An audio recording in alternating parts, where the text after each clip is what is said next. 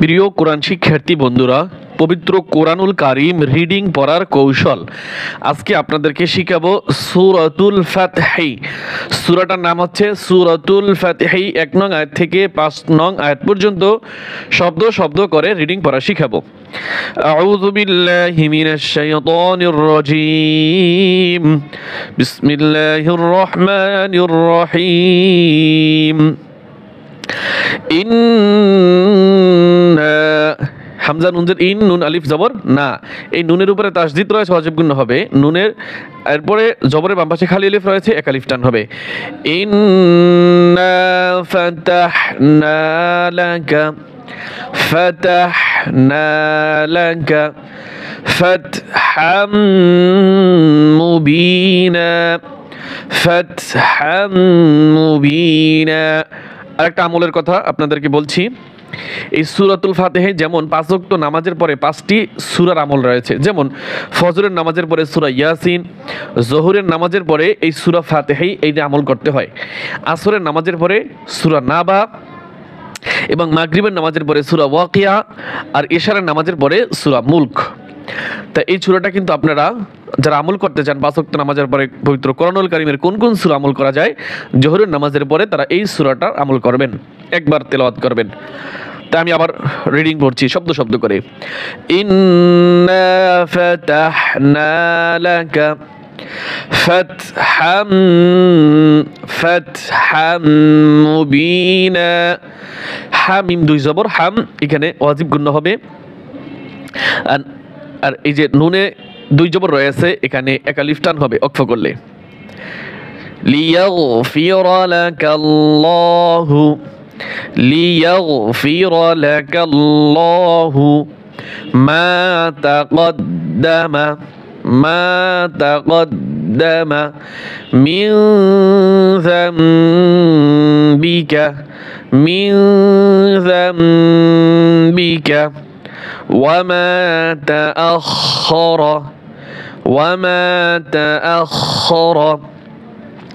ويتم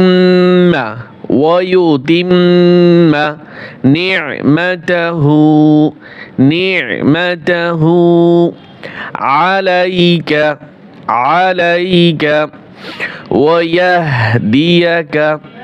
ويهديك صراطا মুস্তাকিমা।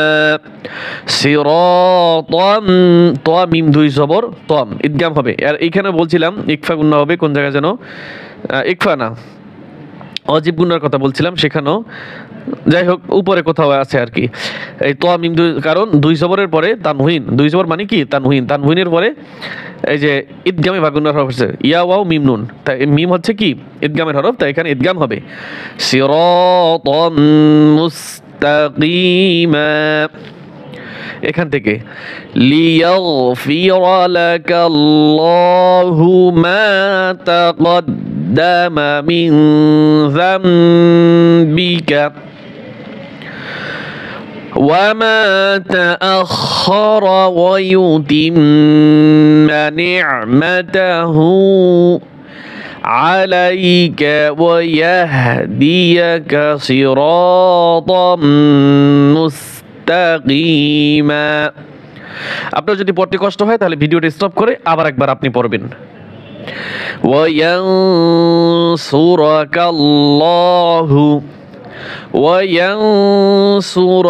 الله نصرا عزيزا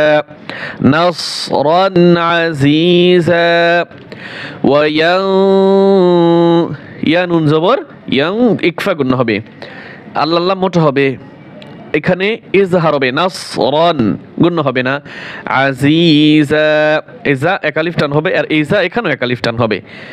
ওয়ায়ানসুরাকাল্লাহু নাসরান আজিজা ওয়ায়ানসুরাকাল্লাহু নাসরান আজিজা। হুয়াল্লাযী হামজা নুন জবর ইকফা গুণ হবে, হুয়াল্লাযী জাল ইয়াজের জি, এখানে মধ্যে মুনফাসিল 3 আলিফ টান হবে। هو الذي أنزل السكينة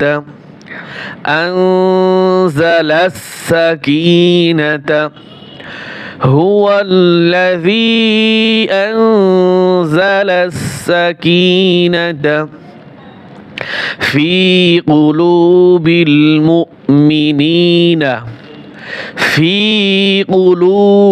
المؤمنين ليزدادوا إيمانا مع إيمانهم এখানে লক্ষ্য করব ঈমানাম নুন মিম দুই জবর নাম গুণ হবে ঈমানাম মা ঈমানিহিম ওয়ালিল্লাহি জুনুদুস সামাওয়াতি ওয়াল আরদ ولله جنود السماوات والأرض ولله جنود السماوات والأرض وكان الله عليما حكيما وكان الله عليما حكيما লিয়ুদ ইয়া দাল পেশ ইউদ এখানে কলকলা হবে লিয়ুদখিলাল মুমিনিনা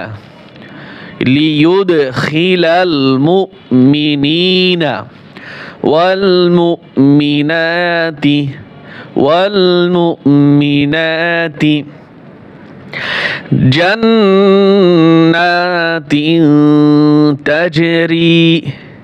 جنات تجري من تحتها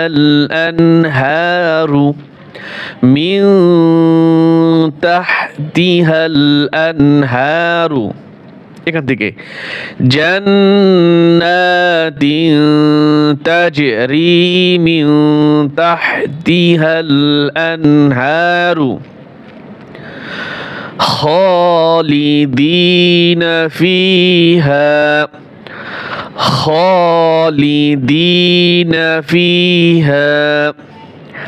ويكفر عنهم سيئاتهم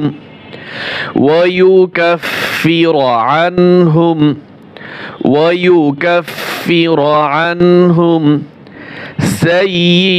سيئاتهم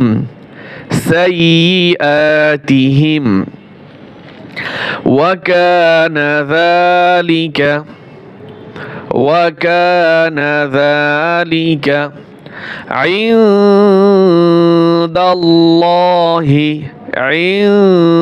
الله فوزا